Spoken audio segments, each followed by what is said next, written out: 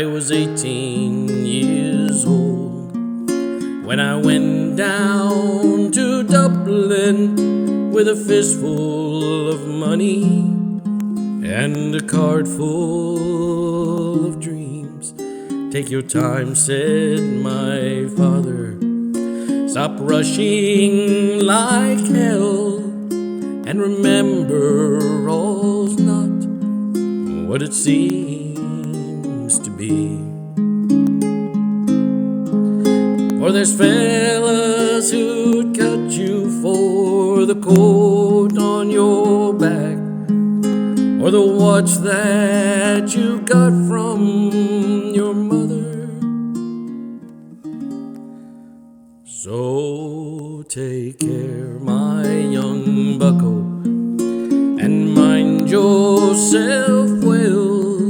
And would you give this wee note to my brother?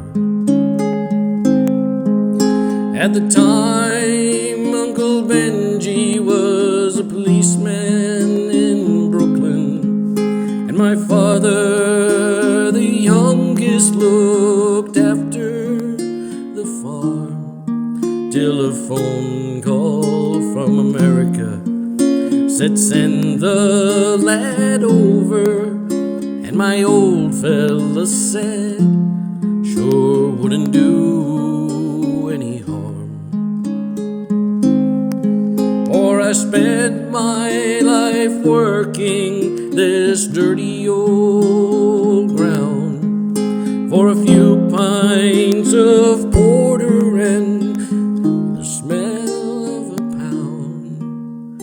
And sure, maybe there's something you'll learn or you'll see. And can you bring it back home? Make it easier on me. So I landed at Kennedy in a big yellow taxi, carried me and my bags through the streets and the rain. Well, my poor heart was thumping around with excitement, and I hardly even heard what the driver was saying. We came in Shore Parkway through the flatlands in Brooklyn to my uncle's apartment on East 53rd.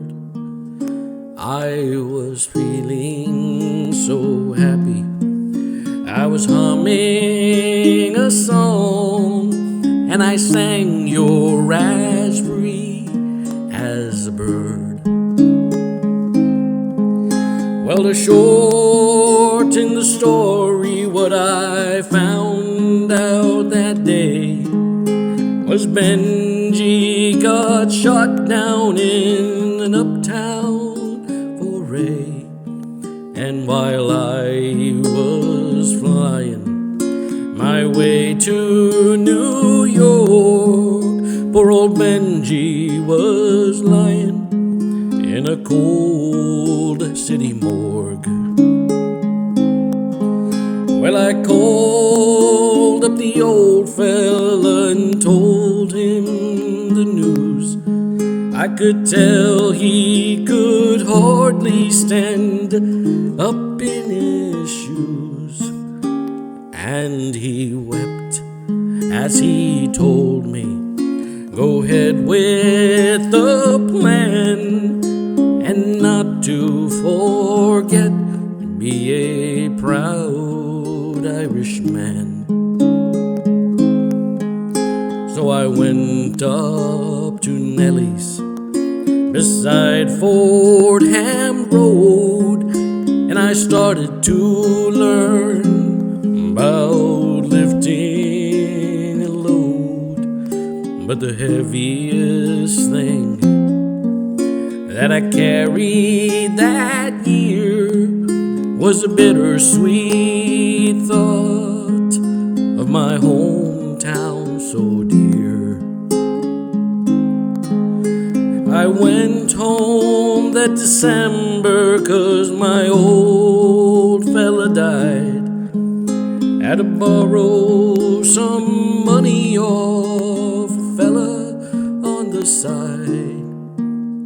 And all the bright flowers and brass couldn't hide the poor wasted face of my father.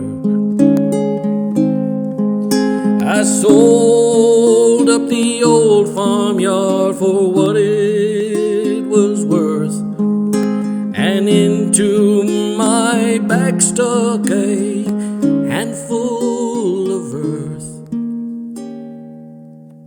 Then I boarded a train, and I caught me a plane, and I found myself back in the U.S. again.